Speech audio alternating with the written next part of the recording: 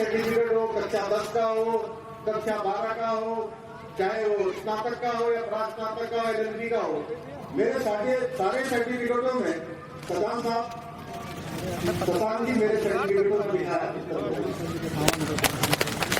तो मैं आप सबसे कहने के लिए आया हूं कि एक देश के अंदर एक प्रकार का कानून सबके लिए होना चाहिए।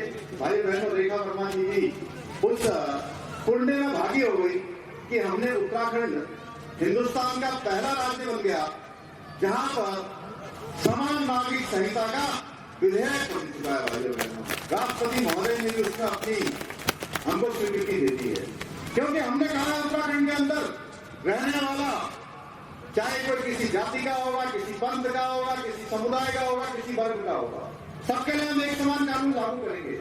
मुझे आप सबके बीच में आकर ये बताते हुए खुशी हो रही है कि 2022 के विधानसभा के चुनाव में उत्तराखंड की जनता के समक्ष हमारा ये संकल्प था और हमने ये मोदी जी की गारंटी के रूप में ये संकल्प अपना पूरा किया है, अपनी गारंटी पूरी की है। मोदी जी की गारंटी उत्तराखंड के अंदर पूरी हो गई है और ये जो समान नागरिक संहिता की जो गंगोत्री है, जैसे गंगा उत्तराखंड से निकलकर पूरे देश को जल और जीवन देने का काम करती है, उसी प्रकार ये समान नागरिक संहिता की गंगोत्री भी उत्तराखंड से निकलकर अब पूरे देश को लाभ देने का काम करेगी। हमारे प्रधानमंत्री मोदी जी के नेतृत्व में जो संकल्प देश के सामने भारतीय जनता पार्टी ने रखा है, उस संकल्प में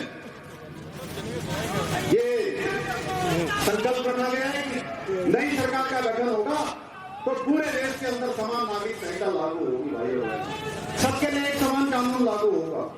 इसी प्रकार से हमने दंगा रोकने का कानून उत्तराखंड में बना दिया, इसी प्रकार से हमने धर्मांतरण का कानून बना दिया।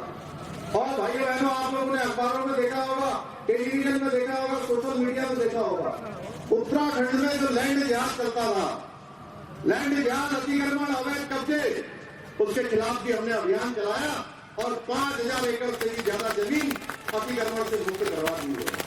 कोई दंगा न हो उसका भी कानून बना दिया है, कोई धर्मांतरण न हो उसका कानून बना दिया है, नकल न हो, नकल के लिए सख्त नकल का अध्यादेश हमने लागू कर दिया है। ये सारे काम हम उत्तराखंड के अंदर हमारे प्रधानमंत्री मोदी जी के नेतृत्व और मार्गदर्शन में कर रहे हैं। भाइयों बहनों, ऐसे अनेकों काम हमने करे हैं जो देवभूमि को देवभूमि के रूप में सुरक्षित रखे हैं। उसका जो मूल स्वरूप है, आप लोग आते हैं मां पूर्णागिरी के दर्शन करने के लिए यहाँ से जाते हैं। अगर आप ये वीडियो YouTube पर देख रहे हैं तो हमारे चैनल को सब्सक्राइब करें और बेल आइकन को दबाना ना भूलें। अगर आप Facebook पर ये वीडियो देख रहे हैं तो हमारे पेज को लाइक करें।